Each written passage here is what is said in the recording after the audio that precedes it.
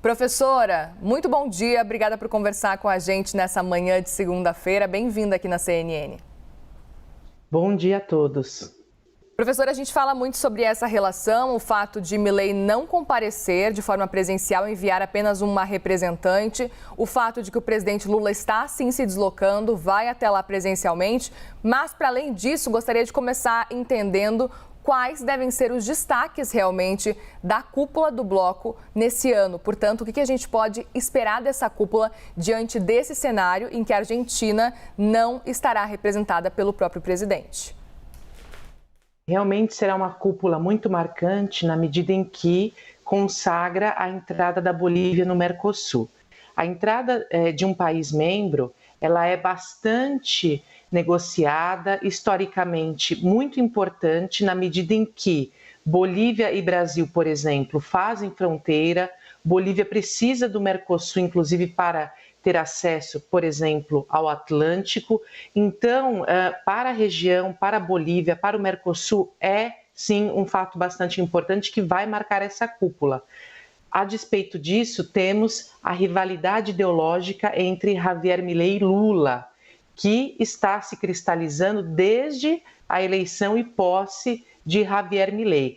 Portanto, existe aí um descompasso entre a consagração da entrada da Bolívia na data de hoje e, por outro lado, o afastamento da Argentina, que é um dos principais membros do nosso bloco.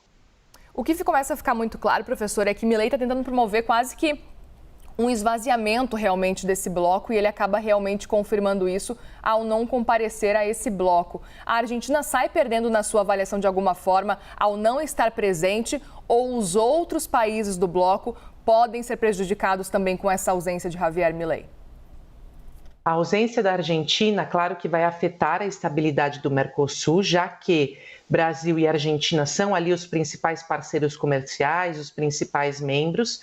No entanto, eu vejo que a perda ela vai afetar muito mais a Argentina na medida em que a economia da Argentina precisa de parceiros econômicos, sejam eles do Mercosul, sejam externos, para um crescimento e recuperação econômica.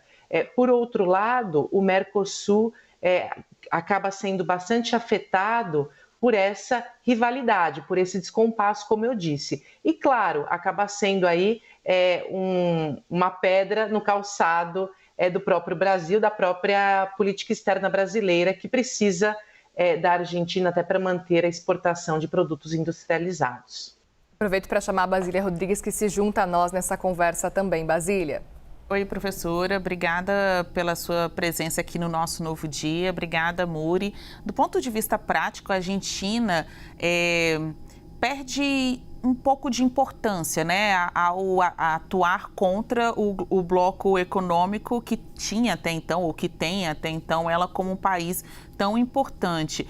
Mas perde também do ponto de vista econômico, professora, porque o presidente Lula vai lá para fazer discurso pró-acordo Mercosul, União Europeia. Estamos na expectativa de acordo também de livre comércio com Emirados Árabes. O fato da Argentina não estar lá sendo representada por uma autoridade do alto escalão, né, pelo presidente argentino, pode somar como pontos negativos para ela também, no que tiver de vantagem em fazer parte do Mercosul? Bom dia. A sua pergunta ela é muito importante na medida em que, se temos uma rivalidade ideológica entre Milei e Lula, né, um antagonismo ideológico, por outro lado, como eu já disse, existe uma necessidade da Argentina de recuperar a sua economia.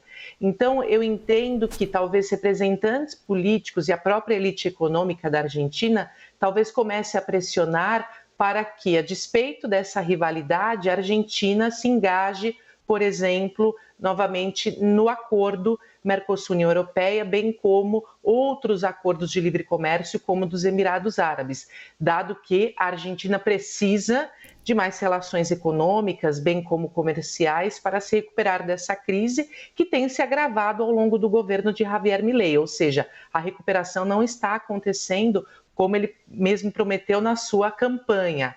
Assim, eu vejo que, em termos práticos, é possível sim que a Argentina passe a apoiar, volte a apoiar, continue apoiando o acordo de livre comércio entre Mercosul e União Europeia, e eu vejo que o acordo hoje ele encontra mais dificuldades pela própria União Europeia do que propriamente pelo Mercosul. Temos também que ver agora o posicionamento da Bolívia, que ingressando hoje no Mercosul vai ser um membro pleno, que também tem direito a voto. Lembrando que o Mercosul, as decisões são por unanimidade. Então, um país que esteja contra o Mercosul não caminha. Assim, é preciso que haja um acordo entre todos para que novos acordos de livre comércio avancem.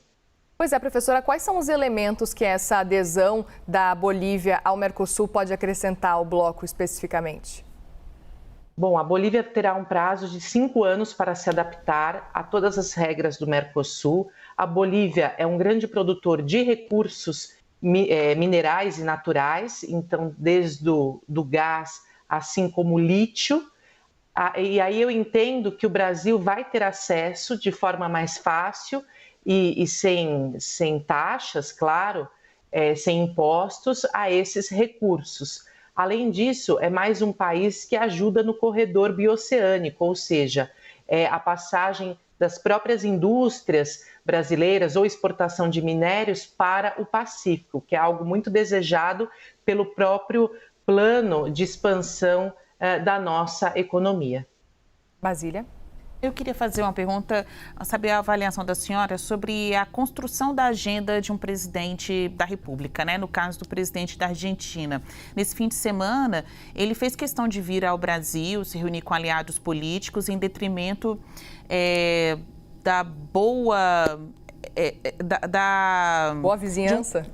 Perfeitamente, da boa vizinhança, de vir e falar para o dono da casa, no caso o governo de ocasião ou o presidente da República, vamos nos encontrar ou estou indo aí na sua casa. Não houve esses aparatos aí mínimos, né, de um chefe de Estado que vai visitar o país alheio.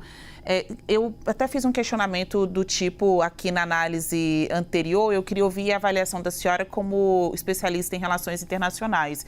Qual o nível de autonomia de um presidente em construir a sua própria agenda? Ele vai e mira para o sinal pessoal, cuidando só dos seus aliados políticos, ou ele deve, independentemente de lados, adotar um tom mais pragmático, ou então ele não permanece no poder? Qual a sua avaliação, professora? A atuação de Javier Milei, ela replica bastante o que nós vivemos aqui no governo de Jair Bolsonaro, ou seja, existe um descolamento da atuação do presidente com as diretrizes de política externa. O que eu quero dizer?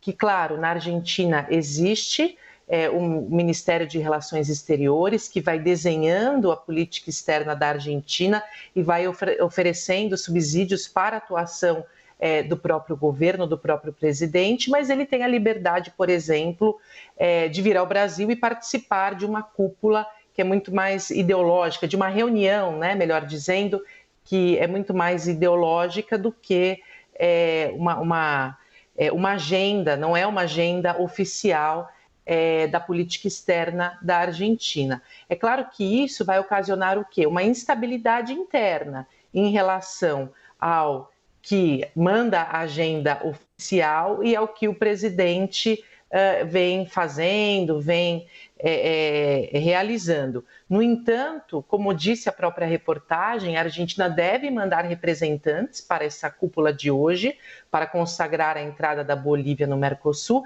e são esses representantes que vão, claro, fazer o avanço e a toda a representação da Argentina. Ou seja, eu estou acreditando que essa representação ela deve fazer o papel do Javier Milei e deve sim endossar a própria cúpula e preservar os interesses da Argentina. Professora, os jornais argentinos nessa segunda-feira estão citando que essa visita de Milei a Bolsonaro e a não ida de Milei à cúpula do Mercosul nessa semana indica talvez uma ruptura com o governo brasileiro. A senhora concorda com essas falas dos jornais argentinos? Ruptura é uma palavra bastante forte. O que eu diria é que, de fato, existe ali uma dissonância, ou seja, não estamos no momento de harmonização ideológica, isso é evidente, mas como eu acabei de dizer, vai depender muito de como esses representantes argentinos vão conduzir a representação da Argentina nessa cúpula.